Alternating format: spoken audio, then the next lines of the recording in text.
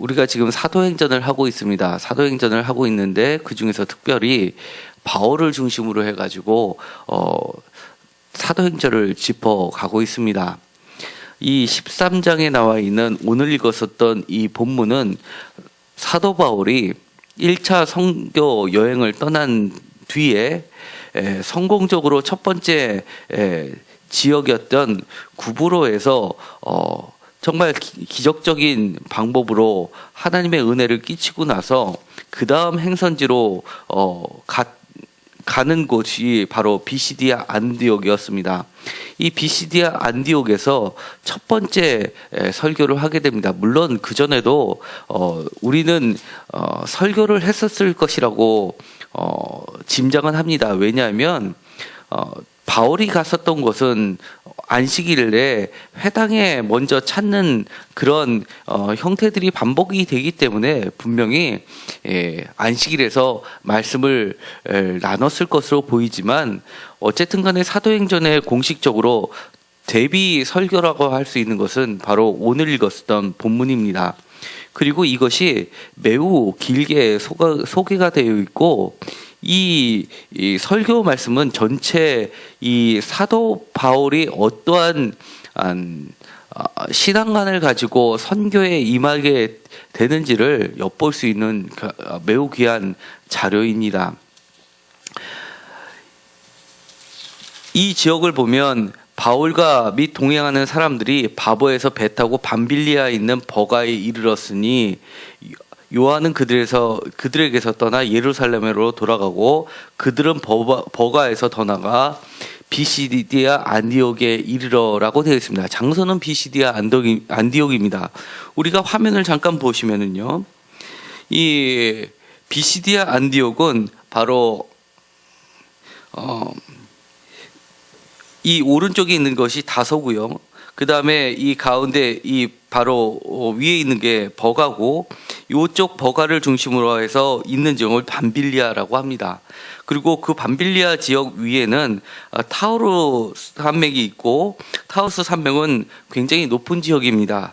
그리고 그 뒤쪽이 바로 비시디아라고 하고 있는데 그 위쪽에 있는 비시디아 지역하고 그쪽에서 사실은 정확히 이야기하면 비시디아 지역은 아니지만 경계선에 해당할 수 있는 곳이 바로 안디옥입니다. 근데 성경에 보면 안디옥이라는 곳이 여러 군데가 드러나게 되고 실제로도 안디옥이라는 이름이 16개 정도 되는 커다란 헬라 도시였습니다. 그렇기 때문에 그 중에서 그 지역의 이름을 따라서 비시디아를 붙여서 시리아의 안디옥과 비시디아의 안디옥을 구분해서 비시디아 안디옥이라고 부르는 겁니다. 그래서 이쪽으로 이동을 한 것입니다. 그리고 우리가 잘 알고 있듯이 이 바울이 태어난 곳은 이 다소고 그 다음에 이 비시디아 안디옥에서 그 다음으로 갔던 여러 가지 지역들이 이고니온, 루스드라, 더베 이런 지역들을 그 다음 행성지로 했었기 때문에 이쪽 지역을 우리는 흔히 남쪽에 있는 갈라디아 지방이라고 통칭해서 이야기를 합니다. 그래서 사실은 이 갈라디아는 이 위쪽에 부르기아 위쪽에 해당하는 지역도 갈라디아라고 하는데 그거를 흔히 북갈라디아라고 이야기하고 이렇게 이 밑에 지역에 있는 안디옥부터 해서 이고니온, 루스드라, 더베까지 지역을 다 포함하는 지역을 남쪽 갈라디아라고 이야기해서 우리가 흔히 이야기하는 갈라디아서라는 편지를 이쪽을 지역으로 보냈던 편지로 추정하는 견해들이 한 축을 이루고 있고 이쪽이 아니라 저 북쪽에 있는 갈라디아 쪽이다라고 하는 사람들이 또 한 축을 이루고 있습니다. 그러나 사도행전을 봤을 때는 이 남쪽 갈라디아 지방을 향해서 바울이 편지를 썼을 가능성이 매우 높습니다. 오늘 읽었었던 설교 첫 번째 대비 설교라고 할 수 있는 이 설교에서도 바울이 가지고 있던 독특한 율법과 은혜의 예수 그리스도에 대한 믿음에 관련된 견해를 나타내고 있고 그것이 이방인 선교의 교두보 역할을 하게 됩니다. 반면에 그것이 또한 같은 동족인 유대교 사람들한테는 핍박을 받게 되는 갈림길에 놓이게 되는 겁니다. 한 절씩 한번 보도록 하겠습니다. 안디옥에 이르러 안식일에 회당에 들어갑니다. 그리고 앉게 됩니다. 보통 안식일에서 하게 되는 예배의 순서는 쉐마 이스라엘아라는 우리가 잘 알고 있는 신명기 말씀을 읽게 됩니다. 그리고 나서는 율법서라고 하는 건 토라, 모세 오경을 그 중에서 순서에 맞춰서 정해져 있는 본문을 읽게 됩니다. 그리고 나서는 찬양이라고 하는 찬미를 하게 되는데 찬미는 시편에 있는 것을 부르게 됩니다. 그래서 지금 우린 글로만 남아 있지만 사실 이 시편은 그때 당시는 곡조가 있는 노래였습니다. 우리도 지금도 이슬람 지역을 가다 보면 그들이 기도라고 하는 걸 부르면 곡조가 있고 높이가 있듯이 그것은 전문적인 노래의 형태를 띠고 있는 겁니다. 이 시편도 사실은 히브리어로 읽을 때 보면 운율이 딱 맞게 되어 있습니다. 글자 수도 예를 들어 333, 334, 2323 이런 식으로 글자 수도 운율을 맞고요. 그 다음에 발음도 비슷한 게 끝마디를 맞추고 이런 것들이 있어서 노래로 부르기에 적합하게끔 되어 있음을 보게 됩니다. 그리고 나서는 선지자의 글을 읽게 됩니다. 선지서를 우리가 흔히 이야기하는 선지서에 해당하는 글을 읽게 되는데 그리고 나서는 그것을 읽고 나서는 회당장들이라고 되어 있는데 여기는 복수로 되어 있지만 보통은 한 회당의 제일 높은 사람을 질서 차원에서 한 명만을 둔다고 합니다. 단수를 쓰고 있는데 여기는 복수로 썼던 이유는 이 아마 사도행전의 저자는 3세대 정도 사람으로 추정이 되고 있기 때문에 그거에 대해서 잘 정확한 지식이 없거나 아니면 과거 회당장까지 다 포함해서 불렀던 것이 아닌가라고 추정을 하고 있습니다. 그래서 어쨌든 간에 한 명의 회당장이 권위가 있어서 최종적인 문제를 그 사람이 결정을 하고 그래서 이 선지자의 글을 읽은 다음에 이 사람이 그중 모임에 참석했던 사람 중에서 적합한 사람 한 명에게 권면의 말을 요청하는 경우가 있다고 합니다. 이 여기서 권할 말이라는 것은 격려의 말 또는 위로의 말 아니면 용기를 갖게 하는 인커리지하는 그런 말들을 할 수 있게끔 한다고 합니다.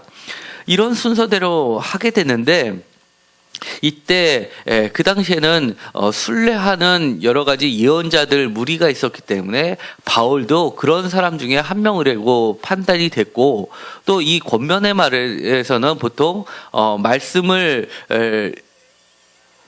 전하고 나서 읽고 나서 그 지역에 있는 사람들의 말로 풀어서 설명해 주는 그런 역할을 하는 사람들이 또 권면의 말을 했기 때문에 바울도 그 중에 한 사람으로 여겨졌던 것 같습니다. 그래서 바울에게 권할 만이 있느냐라고 물어보고 바울이 그것을 수락하고 순서를 맡게 되는 겁니다. 그런데 통상적으로는 이 말씀을 읽을 때는 그리고 말씀을 가르칠 때는 유대교에서는 랍비들은 자리에 앉아서 가르치게 되는데 여기에서는 바울이 일어나서 말을 하게 됩니다. 거기다가 손짓까지 하게 됩니다. 그 이유는 이것이 전형적인 유대교의 랍비의 모습이라기보다는 헬라 문화에 익숙한 사람들을 대상으로 하는 헬라식 연설에 가깝다고 보는 겁니다. 헬라식 연설의 특징은 일어나서 그리고 손짓을 쓰면서 청중들의 주의를 끌면서 얘기하는 큰 소리로 얘기하는 것이 전형적인 연설법이고 또 헬라 시대에는 특별히 그런 연설을 잘하게 하는 그런 웅변술 같은 걸 개발하는 학교가 따로 있었다고 할 정도입니다. 그래서 그래서 바울은 전형적으로 일어나 손짓을 하면서 사람들에게 이야기합니다. 이스라엘 사람들과 및 하나님을 경외하는 사람아 들으라 라고 합니다. 이스라엘 사람들과 또 한 사람의 부류가 나오는데 하나님을 경외하는 사람들 두 부류로 이야기를 합니다. 이 하나님을 경외하는 사람들이라는 것은 유대교에 입교한 사람은 아니지만 유대교의 방식을 선호하면서 그들의 문화에 익숙한 사람들을, 그리고 유대교에 어느 정도 전향 마음이 열려져서 정기적으로 회당에 참여를 하면서 할례는 받지 않지만 어느 정도의 율법을 지켜가는 이방인들을 이야기합니다. 그리고 이 사람들은 주로 회당에서 필요한 여러 가지 헌금도 하고, 그 다음에 기부금을 해서 고고학에서 보면은 유대인이 아닌데도 불구하고 여러 가지 커다란 재물을 헌납했고, 뭐 예를 들어서 회당을 더 크게 지을 때 기부를 했다든가 그런 사람들을 기록해 놓은 돌 같은 것이 비문 같은 것이 발견이 됐습니다. 그래서 이런 사람들이 생각보다 많이 있었다는 걸 보게 됩니다. 그리고 또 한 가지 이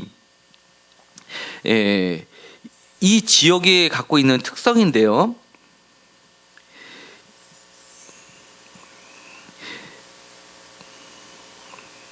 이 그림을 보시면 이 전체적으로는 이 빨간 줄을 켜져 있는 게 1차 전도 여행이고, 녹색이 2차 전도 여행이고, 그리고 맨 밑에 다시 이제 점선이 아니라 실선으로 되어 있는 파란색이 로마 여행을 가는 거고, 짙은 빨간색이 3차 선교 여행을 나타내고 있는데, 이 비시디아 안디옥을 포함한 첫 번째 1차 선교는 굉장히 원형으로 해가지고 짧은 루트를 선택하고 있었습니다. 그 이야기는 처음에 출발하는 것이기 때문에 생각보다는 안전한 익숙한 지역을 선택했던 걸 보고 이것이 성공적으로 끝나니까 좀 더 후원을 받아서 길게 여행을 잡았던 루트로 보여지게 됩니다. 그런데 여기 보면 아까도 얘기했지만 갈라디아라고 써 있는 것이 북갈라디아로 불려지고 있는 지역이고요. 이쪽 아시아라고 하는 것은 터키 지역을 이야기합니다. 그리고 이 에베소는 아시아의 아주 중심된 도시였고, 그 다음에 옆으로 가서 마케도니아에서 중심 도시는 빌립보입니다. 그래서 유럽의 첫 성인 빌립보라고 이야기하는 거고, 고린도는 이 아가야 지역을 이야기합니다. 그런데 이 비시디아 안디옥은 이 지금 성지 순례를 만약에 가면은 이렇게 되어 있다, 루트가 이런 식으로 되어 있다고 합니다.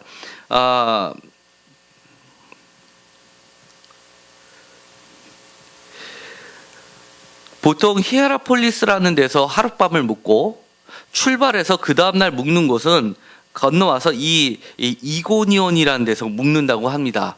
그러니까 이 안디옥은 중간에 지나치는데 이 안디옥에 도착해서 점심을 먹는 정도를 하는 지역이라고 합니다. 그러니까 이 지역은, 이 안디옥이란 지역은 사실은 교통의 주요 통로 중에 하나였고, 이게 높은 지대다 보니까 이 지역은 어떤 상업의 중심적인 지역이라기보다도 군사적인 그리고 행정적인 중심 도시였습니다. 높은 지역이다 보니까 외부에서 침략이 와서 이 지역을 점령할 때는 이 안디옥 이 지역을 먼저 탈환을 한 다음에 높은 곳에서 나머지를 다 점령해버리는 지역이었기 때문에 이쪽은 군사적인 중심 지역이었다고 합니다.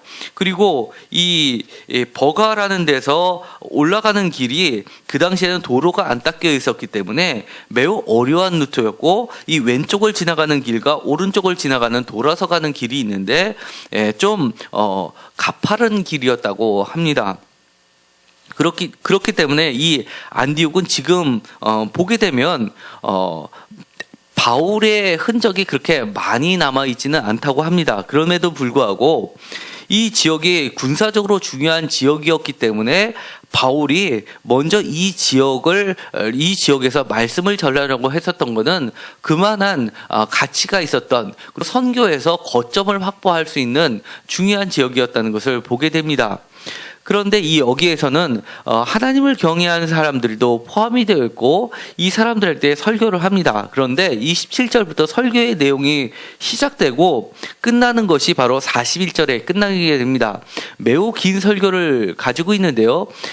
이 설교의 핵심은 17절에 처음에 시작하는 것부터 차이가 나게 됩니다. 이 이스라엘 백성의 하나님이 우리 조상들을 택하시고 애굽 땅에서 나그네 된 그 백성을 높여 큰 권능으로 인도하여 내사라고 되어 있습니다. 처음 시작을 어떻게 하고 있냐 하면 출애굽 사건부터 이야기를 하고 있습니다. 그런데 예를 들어서 이 설교하고 많이 비교를 하는 것이 바로 스데반 집사의 설교입니다. 사도행전에서 아주 중요한 설교를 꼽으라고 하면 정말 첫 번째, 두 번째 중요하다고 할 수 있는 것이 바로 스데반 집사의 설교인데, 스데반 집사의 설교는 누구부터 이야기를 시작하냐면 아브라함 이야기부터 시작이 됩니다. 보통 이 연설에 있어서는 역사를 읊는 것이 중요한데 역사에서 어느 시점부터 역사를 읊어가느냐가 전체 관점을 제시해주고 있습니다. 스데반 집사는 이스라엘 사람들, 예루살렘에서 이스라엘 사람들을 대상으로 해서 유대인들을 대상으로 해서 설교를 하다 보니까 아브라함부터 시작을 합니다. 그리고 아브라함에게 약속됐던 것이 성전이었고, 성전이 이제는 손으로 짓지 않은 성전이 바로 예수 그리스도라는 것을 이야기하게 되는데, 바울은 아브라함부터 이야기를 하지 않고 그 모든 족장의 이야기를 다 빼고 다 건너뛰어서 출애굽 사건부터 이야기를 하게 됩니다. 왜냐하면 그 이후부터 계속 진행되는 관점이 바로 출애굽 사건하고 가장 밀접하게 관련을 시키고 있습니다. 17절에 이스라엘 백성의 하나님이라고 하면서 하나님을 강조하는데, 하나님이 우리 조상을 택하시고, 주어는 하나님이고 동사는 택하셨다는 겁니다. 하나님의 택정하심과 예정하심으로, 그리고 인도하셔서, 그리고 나서는 이 이야기를 쭉 하면서 다시 21절에 하나님이라고 하면서 왕을 세우시는 이야기를 하십니다. 그리고 다시 한번 또 이야기를 하는 것이 23절에 하나님이라고 이야기하면서 하나님이 약속대로 왕의 후손 중에서 누구를 뽑아주셨냐면 구주를 세우셨는데 그 사람이 바로 예수라라고 하는 겁니다. 그리고 또 이야기를 합니다. 26절에서도 하나님을 경외하는 사람들아 라고 이야기하면서 이 사람의 이름을 부를 때는 한 단원이 끝났음을 이야기하는 겁니다. 17절에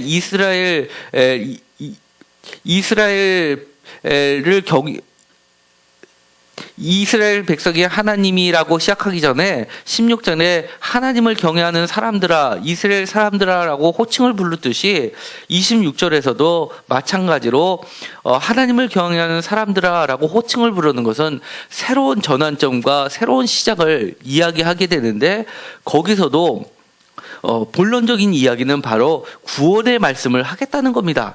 이 구원의 말씀을 하는데, 구원의 말씀의 정점에도 누가 들어가 있냐면 바로 27절에 예수에 대해서 이야기를 하는 겁니다.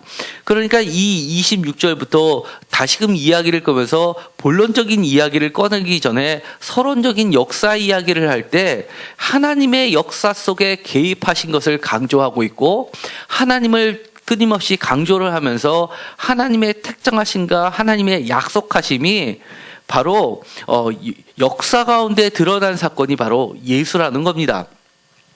그 예수는 한마디로 구원의 말씀, 구원의 약속이라는 말로 대변을 되는데, 그 예수는 바로 이 30절에 있는 것처럼 하나님이 그를 살리신 분으로 소개하고 있는 겁니다. 그러면서 다시 한번 32절에 약속을 지적하면서 33절에 다시 한번 하나님이라고 이야기를 하면서 하나님이 이 약속을 이루게 하셨다라고 하면서 하나님의 약속을 다시 한번 또 강조를 합니다. 그러니까 이 약속의 이야기를 끊임없이 하고 하나님이 역사를 통해서 개입하셔서 그 약속을 구체적으로 드러내신 분이 예수이시고, 예수는 바로 죽음을 극복하신 생명이 드러나신 분으로 소개를 하고 있습니다. 그러면서 그 살리신 하나님의 증인을 이야기할 때, 내가 과거에 다메섹 도성에서 예수님을, 살아계신 하나님을, 예수님을 보았다라고 증거하는 게 아니라 그 증인을 자기를 빼고 여러 사람들이 보였다라고 이야기하는 겁니다. 31절에 갈릴리로부터 예루살렘에 함께 올라간 사람들을 여러 날 보이셨다라고 하면서 그 증인을, 자기를 제외하고 객관적으로 모든 사람이 알만한 사람들을 드러내주고 있습니다. 그리고 나서는 더 중요한 증거를 대기 시작합니다.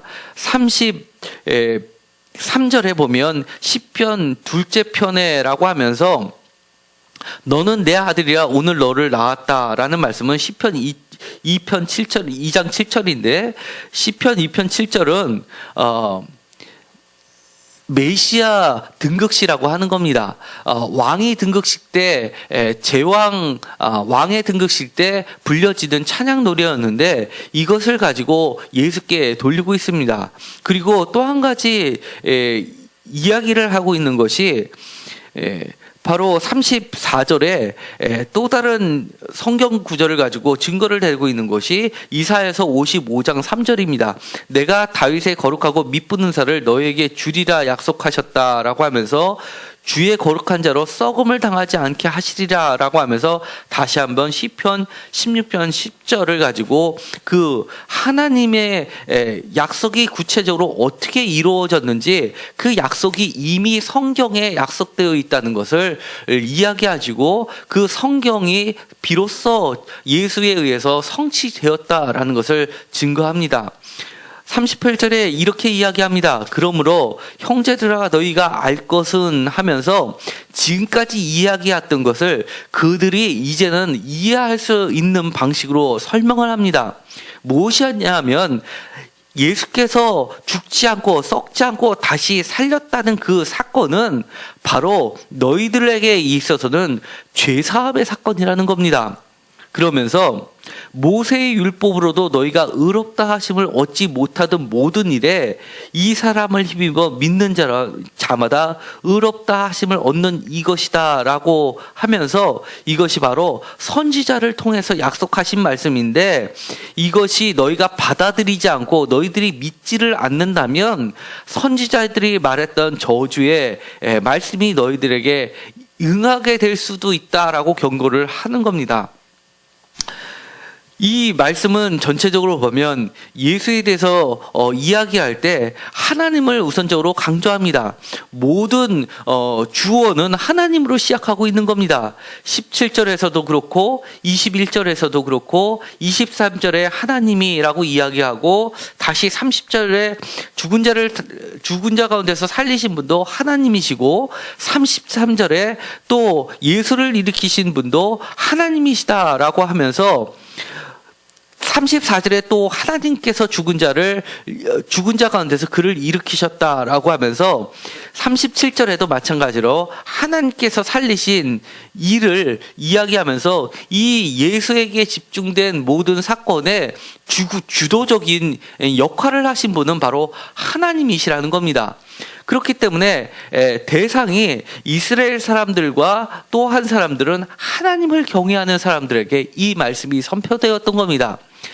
그들은 예수를 죽였던 것은 선지자들의 말을 알지 못했기 때문에, 그리고 27절에 있는 것처럼 안식일마다 외웠던 모세 오경의 말씀을 다 이해하지 못했기 때문에 마치 예수를 율법에 의해서, 율법을 따라서 죽였다고 생각했지만, 율법을 주신 하나님께서 예수를 살리셨고, 예수를 통해서 하나님은 너희들을 죄에서 구원하시고 의롭다 하시고 너희에게도 생명을 주실 분이라는 것을 이야기하는 겁니다. 죄에서 구원시키실 분이라는 것을 이야기할 때 이것은 바로 결론이면서도 서론에서도 강조하고 있는 겁니다. 왜냐하면 아브라함의 이야기부터 시작하는 것이 아니라 바로 출애굽의 사건부터 이야기하는 겁니다.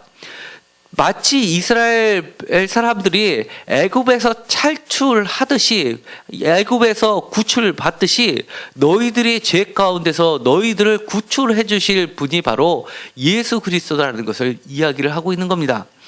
그러면 스데반 집사가 이야기한 아브라함부터 시작되는 이야기하고 차이점이 뭘까요? 스데반 집사님의 설교를 들었던 사람들은 예루살렘에 있었던 유대인들이었습니다. 그 사람들은 이미 아브라함은 자신들의 조상이었고, 그리고 자신들은 아브라함의 후손들이었기 때문에 이미 구원은 아브라함 때부터 자기들에게 이미 확정된 거라고 믿고 있었던 겁니다. 그런데 이 출애굽을 경험한 사람들은 그렇지 않은 겁니다. 이스라엘뿐만 아니라 하나님을 경외하는 사람들은 그 똑같은 이스라엘 사람이지만 배경이 출애굽의 경험을 하고 있었던, 애굽의 종살이를, 죄 가운데 종살이를 하고 있었던 그런 사람들이었다는 겁니다. 그러니까 이 사람들에게서는 구원이라는 것이 새로운 은혜로 다가와야 되는 사람들이고, 또 새로운 은혜를 경험해야 되는 사람들입니다. 이미 구원이 확보됐다라고 생각했던 사람들과 이미 구원이 아직은 나한테 미치지 않았지만 하나님의 강력한 역사의 개입으로 해서 내가 지금 구출을 받을 수 있게 될 수 있다는 희망을 품게 되는 사람하고는 질적인 차이가 있는 겁니다. 그런데 오늘날 우리들은 처음에 예수님을 믿지 않은 가정에서 태어난 사람은 정말 예수님을 믿고 나서 다 이렇게 고백합니다. 정말 출애굽했다. 정말 내가 죄에서 구원받았다. 아니면 모태신앙에 있었다가도 정말 특별한 경험을 하고 예수님을 정말 만난 사람은 정말 출애굽한 감격을 늘 갖고 삽니다. 그런데 부모님으로부터 신앙을 물려받았고, 아니면 과거에 그렇게 감격이었었는데 예배 생활을 오래 하고 신앙이 이제는 생활화돼가지고 어느 정도 묻어진 사람, 고착화됐다고 생각한 사람, 아브라함의 자손인 것처럼 내가 이미 구원은 받았다고 안주하기 시작한 사람들에게 있어서는 이 사람들은 이 출애굽의 역사의 설교가 아니라 스데반 집사가 이야기했던 아브라함의 후손들에게 내려진 저주와 같은 설교가 될 수밖에 없는 겁니다. 그러다 보니까 스데반 집사의 설교를 들었던 사람들은 스데반 집사를 분노해서 돌로 쳐 죽일 수밖에 없었습니다. 이 이야기는 내가 어느 편에 서 있고 내가 어떠한 경험을 할 수 있느냐에 따라서 사도 바울의 설교를 듣게 되느냐 아니면 스데반 집사의 설교를 듣게 되느냐가 될 수도 있는 겁니다. 똑같은 예수 그리스도의 사건을 가지고 우리는 지금 사도 바울의 이야기를 설교를 들으면서 맞아, 내가 지금도 여전히 출애굽의 역사를 경험하고 은혜로 끊임없이 끝까지 하나님의 인도하심과 돌보심과 참으심으로 은혜의 자리, 생명의 자리까지 나가게 된다라고 믿게 되는 사람들이면 바로 오늘 사도 바울이 얘기했던 은혜 안에 거하는 사람이 되게 됩니다. 이 사람들의 반응은 이렇습니다. 42절에 그들이 나갈 때 사람들이 청하여 다음 안식일에도 이 말씀을 하라고 합니다. 얼마나 은혜가 되었으면 이런 말을 하겠습니까? 그리고 경건한 사람들이 바울과 바나바를 따른다고 했습니다. 왜 그랬겠습니까? 이 사람들은 이 사도 바울의 설교를 들으면서 이렇게 생각했을 겁니다. 정말 그렇게 바라던 정말 출애굽의 역사가 나한테도 이루어지는구나 라고 예수를 통해서 드디어 시절이 되는구나, 그것이 먼 이야기가 아니라 역사 가운데 하나님께서 직접 임하신 사건이구나라는 것을 감격하게 된다는 겁니다. 그래서 두 사도가 이렇게 이야기하는 겁니다. 하나님의 은혜 가운데 있으라라고 권하게 됩니다. 그런데 문제는 우리가 이런 생각이 오래가지 않을 수도 있다는 겁니다. 그리고 나서는 다른 이야기들이 오게 되고 다른 사건이 벌어지게 되면 또 이제 마치 구원은 이미 확보된 것처럼 생각하고 그것에 대해서 다시 한번 이야기하는 것에서는 도를 들려 하는 사람들의 완악한 사람으로 돌아설 수 있는 겁니다. 사실은 신앙은 고정된 게 아니라 끊임없이 움직여야지만 되는 거라는 것을 이야기하고 있는 겁니다. 바울이 이야기한 것은 핵심은 이렇습니다. 39절에 모세의 율법으로 너희가 의롭다 하심을 얻지 못하던 모든 일에 이 사람을 힘입어 믿는 자마다 의롭다 하심을 얻는 이것이다 라고 이야기합니다. 이것은 한마디로 얘기하면 은혜라고 이야기하는 겁니다. 하나님의 은혜라고 이야기하는 것입니다. 이 말씀은 그야말로 율법이 아니라 은혜라고 하는 겁니다.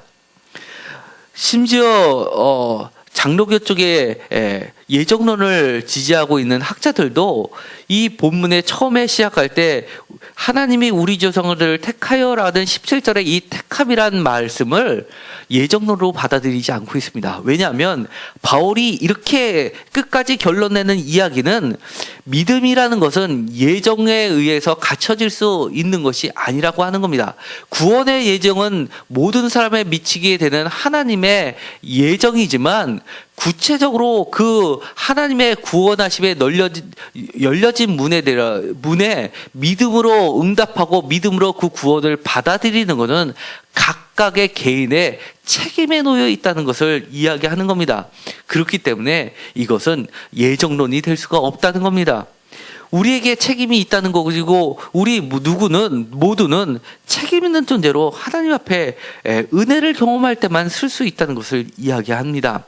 이렇기 때문에 이 모세의 율법과 은혜의 믿음 사이에서 의롭다 하심이라는 것은 칭의인데 의롭다 여겨지는 칭의의 논에는 로마서와 갈라디아서가 대표적입니다. 그래서 갈라디아서를 지금 있었던 비시디아 안디옥을 포함해서 그 다음 지역들 남갈라디아에서 있는 여러 교회들에게 보냈다라고 주장하는 학자들의 근거되는 본문이 바로 여기서 이 첫 번째 설교에서 했었던 핵심 내용이 모세의 율법으로는 의롭다 하심을 받지 못하지만 하나님의 은혜인 믿음으로 예수 그리스도를 받음으로써 생명으로 새롭게 태어나게 된다는 것을 이야기하는 것이기 때문에 이것은 갈라디아에서의 핵심이 되는 것이라고 할 수가 있습니다. 이 첫 번째 바울이 했던 이 설교는 그가 죽기 전에 마지막으로 썼다고 하는 로마서에 모든 것이 집약돼서 총정리돼서 나타남을 볼 수 있습니다. 한마디로 바울은 시작부터 끝까지 이런 자신이 하나님을 믿는 모세의 율법을 잘 알고 있었음에도 불구하고 자기 스스로는 아브라함의 후손이라고 생각하지 않았던 겁니다. 자기는 여전히 죄의 속박 안에 놓여 있었던 애굽 상태에 놓여 있었던 종살이에 놓여 있었던 자인데 하나님의 은혜로 출애굽하듯이 예수 그리스도를 통해 믿음으로써 그 자유함을 얻게 됐다는 것을 끊임없이 얘기했던 것이 바로 사도 바울이라는 겁니다. 우리가 경계를 해야 됩니다. 내가 조금 예수님을 믿고 익숙해지면 어느새 나는 이미 구원이 확보된 것처럼 아브라함의 자손이라고 그리고 모세의 율법을 지키듯이 그렇게 생활적인 면으로만 치우칠 수가 있게 되는 겁니다. 우리의 자녀들을 볼 때 가끔 이런 분들이 있습니다. 각 교회마다 요즘에는 청년부들을 보면 중직자들의 자녀들이 90% 이상인데 그 중에서 중직자들의 자녀들이 출석하는 비율을 보면 제적의 10% 정도, 많으면 20% 정도만 요즘에는 청년들이 청년부에 나옵니다. 그 이야기는 언젠가는 내가 믿는 하나님이, 예수님의 믿음이 우리의 자녀들도 당연히 아브라함의 후손에게 약속된 것처럼 그렇게 당연히 내려간다고 생각하는 경우가 사실 많이 있습니다. 그러나 우리는 자녀들에게 당연히 내려가는 것도 경계해야 될 뿐만 아니라 내 자신도 내 자신도 은혜를 많이 경험하고 그것이 지속되다 보면 이런 정말 구원받은 감격이 점점점 사라지게 되고 생활에 되는 종교로 그렇게 고착화되어 가는 신앙으로 바뀔 수가 있다는 겁니다.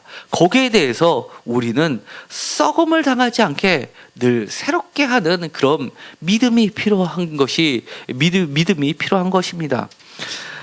이 오늘에 있었던 이 사도 바울의 설교는 사실은 여러 번 반복하면 볼수록 그 의미하는 것이 깊습니다. 단순하게 처음에 읽을 때는 예수 그리스도께서 우리 죄를 구원해 주셨지라고 하는 결론에 도달합니다. 그런데 다시 한번 읽으면 그래 여전히 나도 죄 가운데 출애굽을 온전히 하지 못한 존재가 될 수 있는 가능성이 있다는 것을 보게 되는 겁니다. 끊임없이 나도 언제나 끝까지 하나님의 은혜 안에 붙들리는 자가 되려면 끊임없이 예수 그리스도와 그렇게 믿음을 놓치지 않도록 계속해서 주님을 따라가야 된다는 것을 보여주고 있는 겁니다. 기도하고 마치기로 하겠습니다. 하나님, 오늘 사도 바울의 설교를 통해서 우리의 믿음을 다시 한번 깨우칠 수 있게 하여 주시옵소서. 이미 우리의 구원이 정착되어 있다고 생각하는 이미 구원이 확보되어 있다고 하는 우리들에게 새로운 출발점이 되게 하여 주옵소서. 또한 이 사도 바울의 설교가 하나님을 경외는 하지만 아직 온전히 주님을 받아들이지 못한 사람들에게는 정말 출애굽을 할 수 있는 하나님의 개입하신 역사적 사건으로 받아들이게 하시고 기쁨과 은혜 가운데 주님을 믿는 사건들이 발생하게 하여 주옵소서. 또한 우리 자녀들에게도 막연히 내가 믿고 그들도 교회를 열심히 매주 다니니까 당연히 그들에게도 구원이 확보된 것처럼 생각하는 아이들한테 대해서 벗어나게 하시고 정말 이 구원이 얼마나 값지고 고귀하고 하나님의 예정하신가 특별한 역사 속에 개입하시고 오랜 시간을 통해서 예언서와 선지서를 통해서 끊임없이 약속하셨던 그 약속을 성취하는 놀라운 사건이라는 것을 다시 한번 깨닫게 하여 주옵소서. 예수 그리스도의 이름으로 기도드렸습니다. 아멘.